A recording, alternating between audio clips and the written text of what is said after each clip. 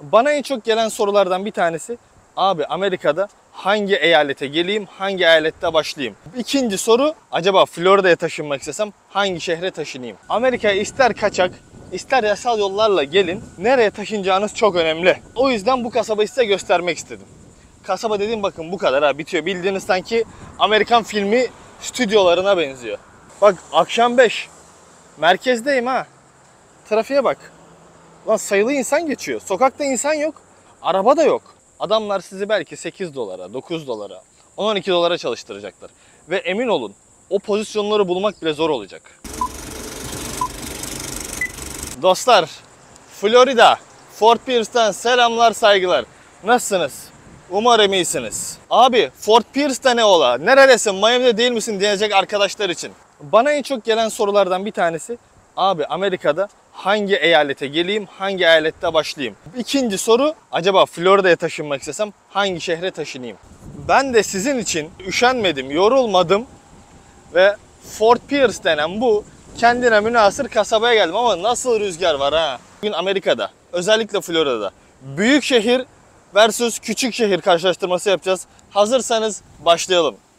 Dostlar şu anda Fort Pierce denen kendine münhasır küçük bir kasabadayım. Size şöyle anlatayım.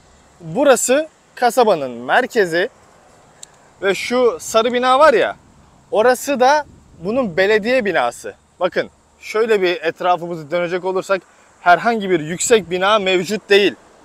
En yüksek bina işte 3 katlı. Bunun dışında her yer zaten kırsal. Yani Amerika'nın tekli evleri var ya, o şekilde. Dostlar, öncelikle Amerika'ya ister kaçak, ister yasal yollarla gelin, nereye taşınacağınız çok önemli. Ben o yüzden bu kasabayı size göstermek istedim. Kasaba dediğim bakın bu kadar ha, bitiyor. Bildiğiniz sanki Amerikan filmi stüdyolarına benziyor. Yani 3-5 tane cadde var. İlk karşılaştırmamıza başlayalım. Kalacak yer, kiralar, ev fiyatları. İster yasal, ister kaçak yollarla gelin.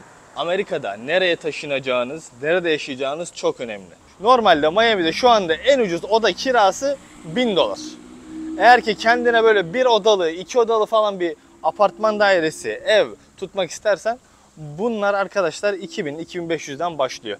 Hani bu sadece Miami'ye özgü bir şey değil. Florida'nın Orlando şehrine gitsen de benzer, Tampa şehrine gitsen de benzer fiyatlar. Ama burası ufak bir şehir. Fort Pierce. Burada arkadaşlar hala 900 dolara, 800 dolara bir odalı evleri bulabiliyorsunuz. Eğer ki abi ben kiralamak değil de satın almak istiyorum diyorsanız Miami, Orlando, Tampa, Naples, Jacksonville. Buralarda arkadaşlar 300-400 binden aşağı elle tutulur bir ev bulmanız mümkün değil. Ama Fort Pierce bu ilginç şehirde hala 150 bin dolara, 200 bin dolara ev bulabiliyorsunuz. Gelelim diğer bir konuya. İş bulma konusu. Abi biz işi nereden bulacağız? İster kaçak, ister yasal yollarla gel, işe girmek zorundasın. Küçük şehirlerde iş nasıl bulunuyor? Eğer ki aranızda Anadolu'nun kasabalarında yaşayan insanlar varsa, genelde oralarda yaşayan insanlar belediyeye girmeye çalışırlar. KPSS'den memur olarak atanmaya çalışırlar. Neden? Çünkü arkadaşlar iş yok. Yani bir para dönmediği için insanlar iş kurmuyor. İş kuran olmayınca işveren olmuyor. İşveren olmayınca da personel, yani insanlar işe giremiyorlar. O yüzden bu küçük şehirlerde iş bulmanız çok zor arkadaşlar. Hele sen yasa dışı yollarla geleceğim, DoorDash yapacağım, Uber yapacağım, başkasının hesabını kullanacağım diyorsan böyle bir şehri asla önermiyorum. Küçük şehir işmiş bulamazsın.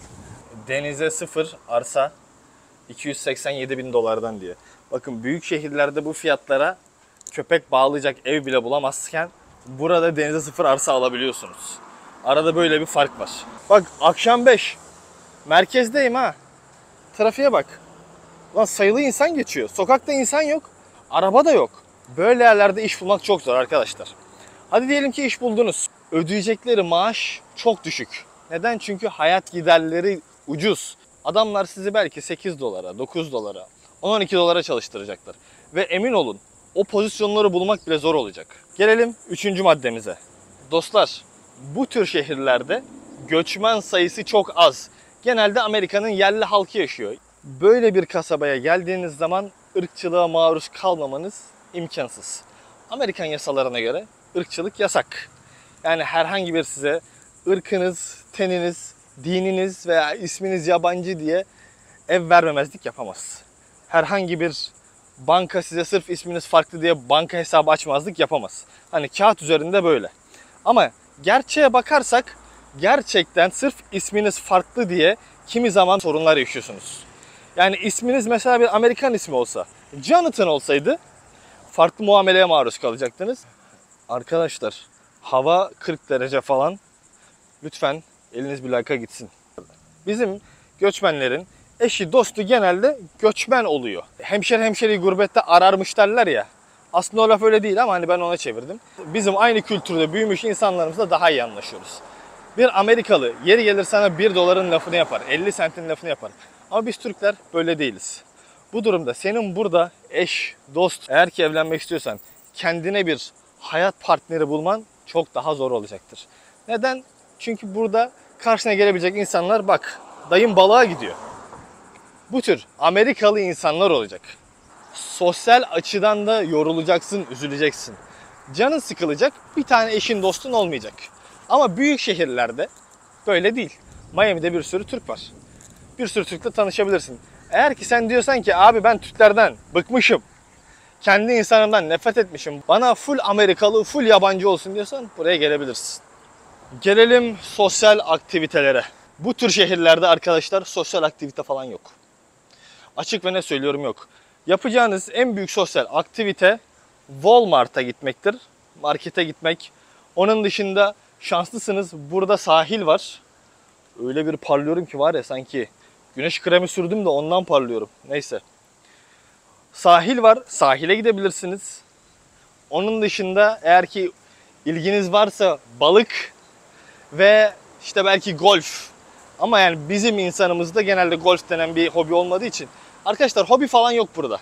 Herhangi gidebileceğiniz restoran sayısı 3'tür 5'tir. Türk restoranı diye Google Maps'te aratınca hiçbir şey çıkmıyor abi. Çıkanlar da işte Arap restoranı, Yunan restoranı falandı filandı hep böyle kolpadan. Yani burada herhangi bir Türk ürününe ulaşmanız bile çok zor arkadaşlar. Eğer ki diğer bir büyük şehirde yaşıyorsanız, Miami'de, Fort Lauderdale'da, Tampa'da, Naples'ta. Buralarda Türk marketleri de var, Türk dönercisi de var, eş dost arkadaş da var. Peki abi o kasabanın hiç iyi yanı yok mu dediğinizi duyar gibiyim. Dostlar iyi yanı kiralar ucuz. Kiralar ucuz olduğu için hayat daha ucuz. Malum kira yüksek olunca oranın mal sahibi de o kirayı ürünlere yansıtıyor. Öyle bir sorun yok. 2. Trafik yok.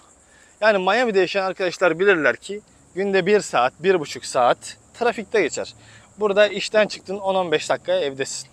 Üçüncüsü güvenlik. Dostlar Amerika'da her gün bir saçma sapan olay olur. Bu tür kasabalar genelde daha sakin, daha emekli, daha yaşını almış insanların yaşadığı kasabalardır. O yüzden bu tür kasabalar aile büyütmek için güzeldir. Herhangi bir başınız ağrımaz. Evinizi rahat rahat alabilirsiniz. Arabanızı rahat rahat alabilirsiniz. Ödeyeceğiniz vergiler düşük olacaktır. Ama çoluğunuz çocuğunuz yok. Cebinizde çalışma izniniz, oturma izniniz hiçbir şey yok. Kaçak göçek buraya geliyorsunuz. Bu tür küçük şehirlere gelmenizi asla önermiyorum. Bakın şu anda merkezde ilk defa solda bir insan topluluğu var. Onlar da oturuyorlar sadece. Bir şey yaptıkları yok. Merkezdeyiz ya. Bir tane insan yok anasını satayım. Bu tür kasabalar bekar, cebinde parası olmayan, çalışma izni olmayan, eşsiz, dostsuz, öyle yapayalnız tipler için hiç güzel değildir arkadaşlar. Bu tür kasabalara gelecekseniz kesinlikle ama kesinlikle bir arkadaşınızın, eşinizin, dostunuzun vasıtasıyla gelin. Nereye taşınacağınızın en bariz cevabı nerede eşiniz, dostunuz, tanıdığınız varsa oraya taşınmanızı öneririm. Amerika'ya geliyorsunuz, yer bilmiyorsunuz, dil bilmiyorsunuz, iz bilmiyorsunuz. Sen sıfırdan bir ülkeye geliyorsun. Ehliyetin nasıl alınacağını bilmiyorsun. Banka hesabı nasıl açılır hiçbir haberin dahi yok. Senin öncelikle tanıdığın, eşin, dostun, askerlik arkadaşın, amcanın oğlu neredeyse oraya git abi. Yani bu yeri gelir. Şu andaki gösterdiğim Fort Pierce şehri olur. Yeri gelir Los Angeles, New York City olur. Dostlar, sizler benim ne demek istediğimi anladınız. Bugünlük benden bu kadar. Kendinize iyi bakın. Aşağı güzel bir yorumu çok görmeyelim. Osfly, Florida, Fort Pierce'tan out.